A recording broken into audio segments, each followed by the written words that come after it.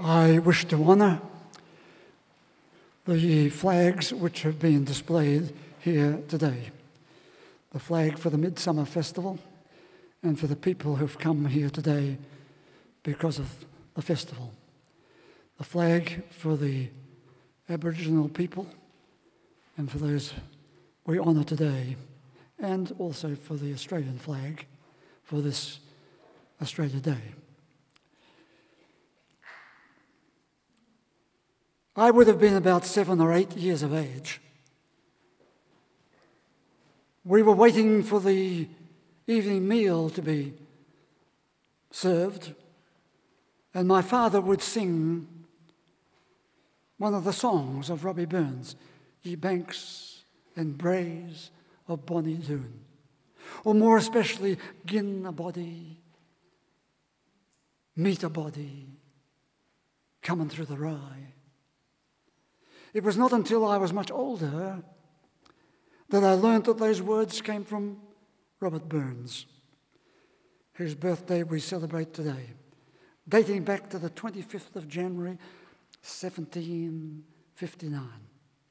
In many countries around the world, this Scottish bard is remembered today, and surely that is an extraordinary thing.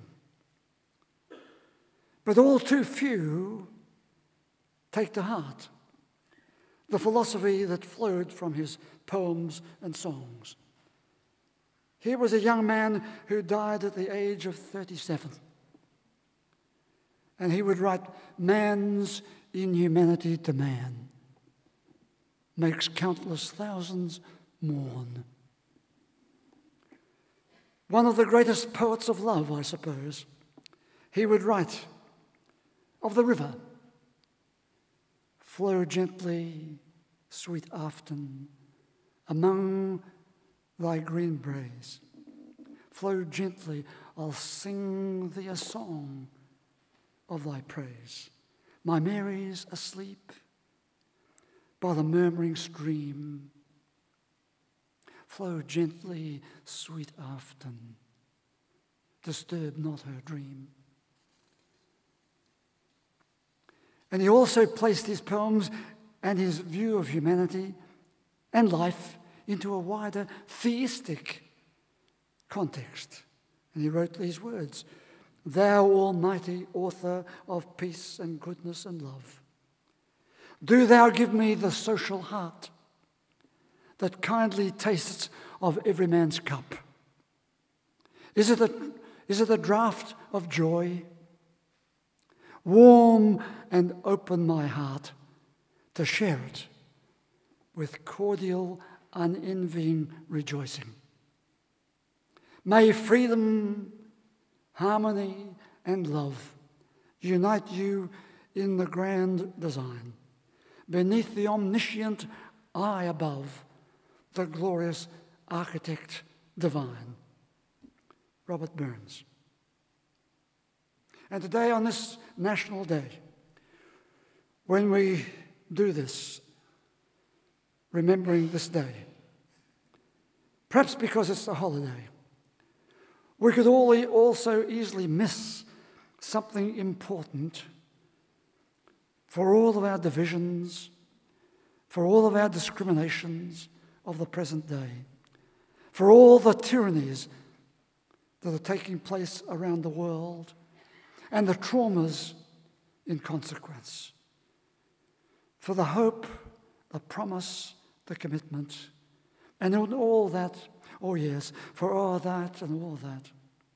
It's coming yet for all that. That man to man, the world o'er, shall brothers be for all that.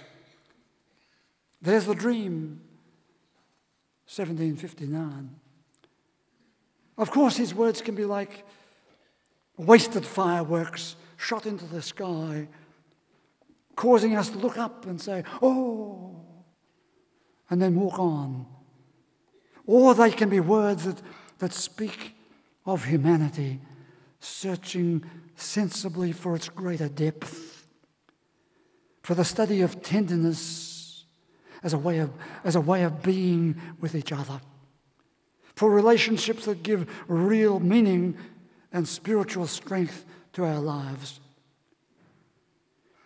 In a letter to his love, Clorinda, he said how delighted he was that she had found an honest enthusiasm for religion, that she had discovered that native impulse of our hearts, that she was attuned to the God beyond us, he said, the object of our reverential awe and grateful adoration. Such words for a love letter.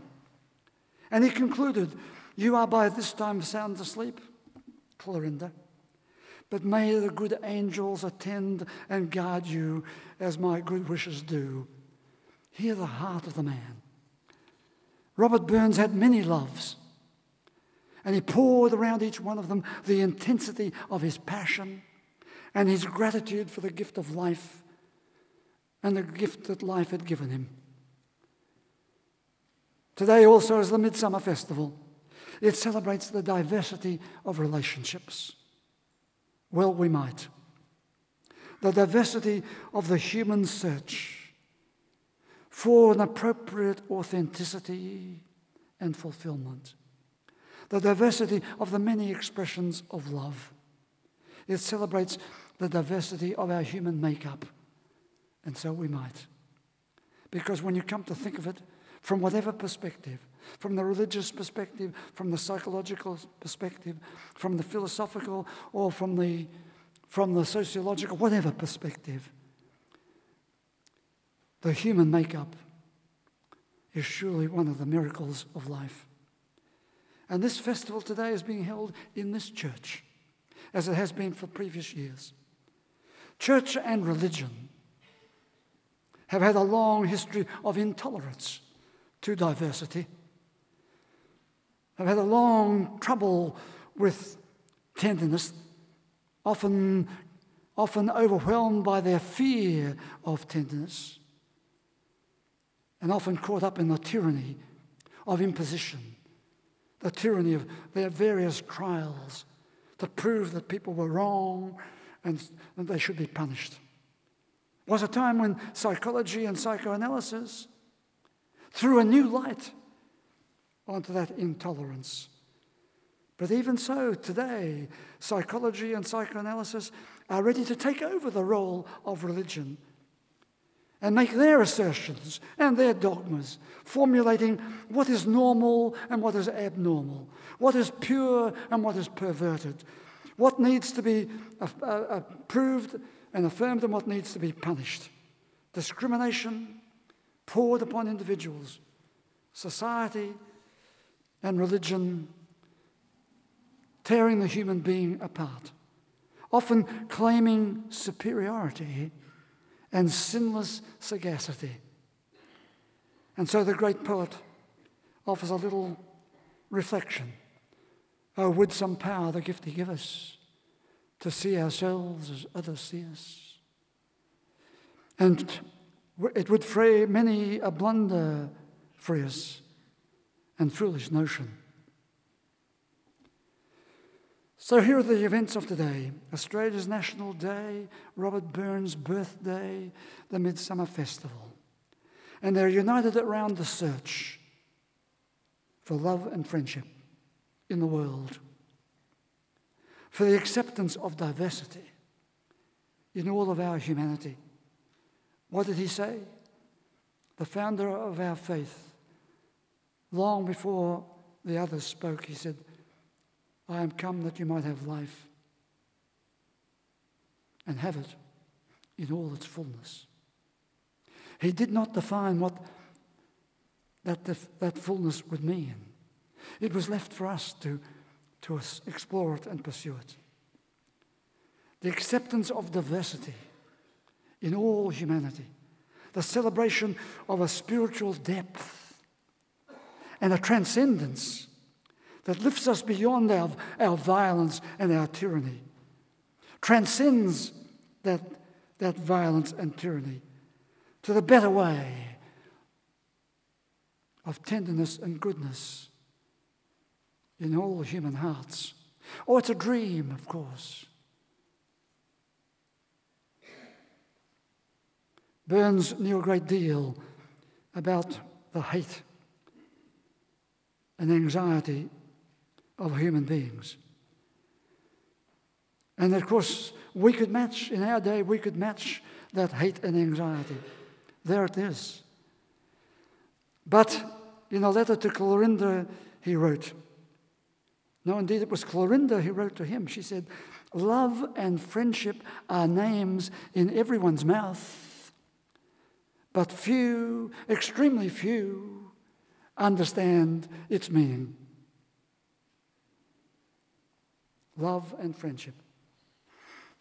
Laelius wrote of love and friendship that he found with his friendship to Scipio, as told by Cicero 129 years before the Christian era. When Laelius was grieving for his lost friend, Scipio, he said, "We shared the same house. We ate the same meals side by side. We were soldiers together. Together we traveled. Together we went on holidays in the countryside. We devoted every minute of our spare time together to study and learning, hidden from the world, but enjoying each other's company." In the summer 2013 Journal of Psychodynamic Psychiatry, several authors wrote page after page about intimate partner violence. Intimate partner violence, mother-daughter abuse, domestic violence, the intergenerational transmission of violence. And here is one psychoanalyst that I've quoted many times, Michael Eigen, writing a book on toxic nourishment. Of course, proposing we can find an alternative. We need to find an alternative to our various expressions of toxic nourishment. We are a long way in time from Burns' hope for a better humanity. We're even further away from Cicero's description of friendship.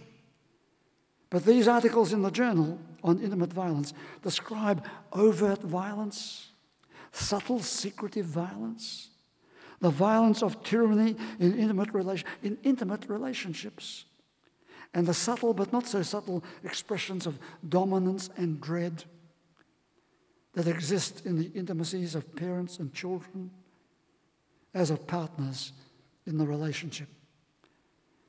Even virtue can become violence. Indeed, Robert Burns wrote, "Take care," he wrote, "lest virtue demand even friendship as a sacrifice." Many say they want to find real friendship. And we're going to be talking about that concept and that practice and that experience this year in our various programs. Many want to have real friendship. We all want to find it. How difficult it is to find real friendship. How difficult because we often don't observe the rules of friendship. Cicero's Laelius defined the ways of friendship. The ways of friendship. Enjoyment of each other's company. Accord on many things. Mutual goodwill and liking. Sharing of diversity as well as prosperity. Being present to the despairs of life as well as the pleasures of life. Written more than 100 years before the birth of Christ. And yet we still need to find it. So I move to consider our concern with spirituality and transcendence. Friendship can be enhanced by our persistent use of a spiritual fertilizer. My words. We know that if we grow lawns or roses or camellias, sooner or later we need to feed them with a fertilizer. Well, of course, we can avoid all that and let them be. But good specimens, good lawns, need nutrients, need a good fertilizer. I think spiritual strengths are like the fertilizer. You can do without them. You can get by.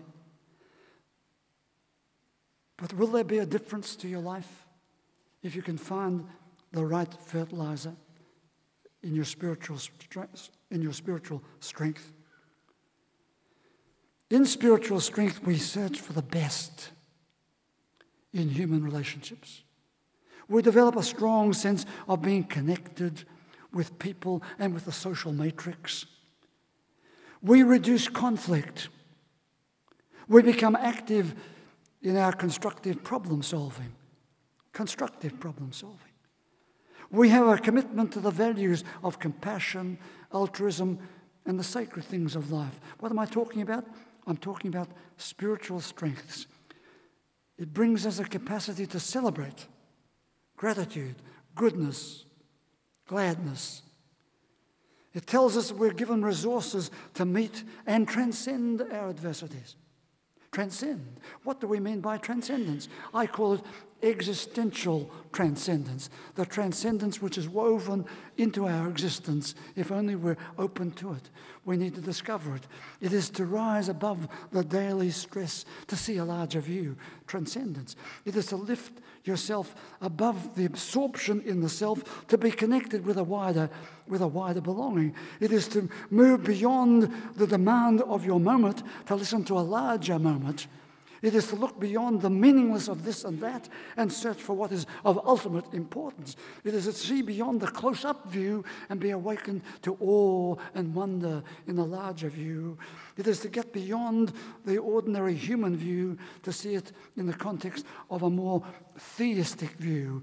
It is to get beyond simple coping to the development of a resilient personality. All of that. What are we talking about? We're talking about this transcendence that takes us beyond the everyday interpersonal relationships, that to an awareness of a relationship with a presence that is called a higher presence, a symbol of the God presence. The higher presence has been a factor in all the main religions, and various representatives of the higher presence have been called the sacred. It is to get beyond our closed, anxious boundaries, to be part of a prayerful openness. It is to get beyond the static existence and explore the flow of a larger life.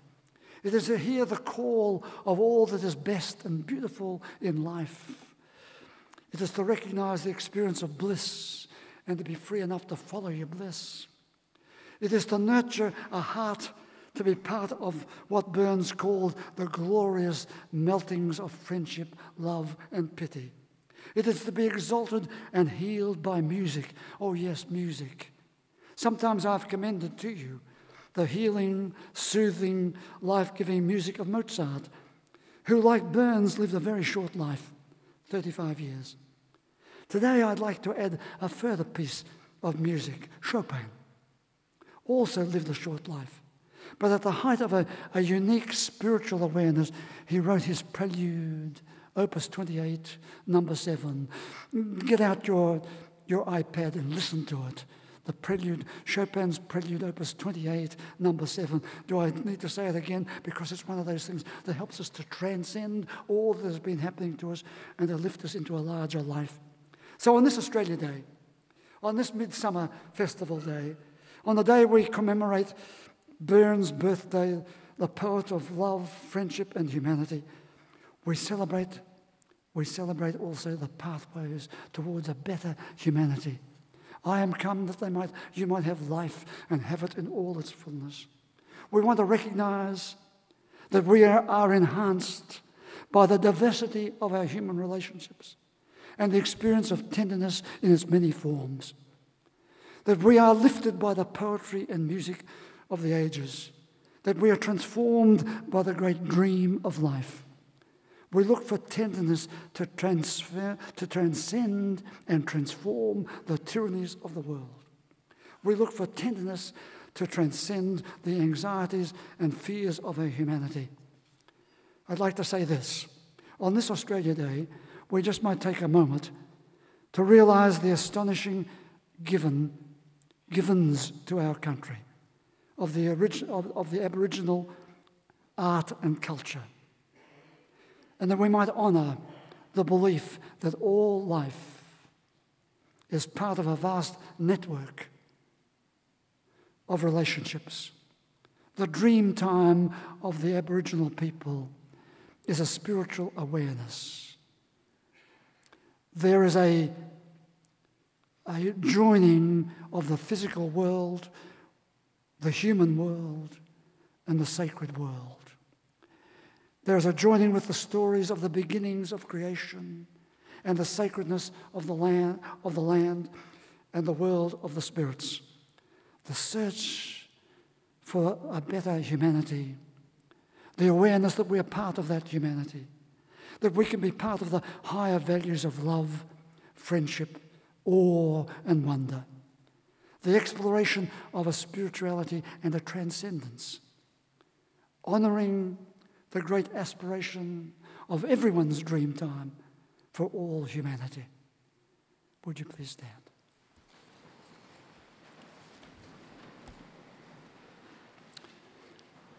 And I invite you to say with me, Our Father who art in heaven, hallowed be thy name. Thy kingdom come, thy will be done on earth as it is in heaven. Give us this day our daily bread, and forgive us our trespasses, as we forgive those who trespass against us. And lead us not into temptation, but deliver us from evil. For thine is the kingdom, the power and the glory, forever and ever. Amen. And the blessing for this day. May the God you see in all the colours of creation arouse in you a sense of awe and wonder. May the God who is a sacred presence be real to you. May the God who is a source of inspiration and courage keep calling you forwards. May your God go with you and bless you today and always.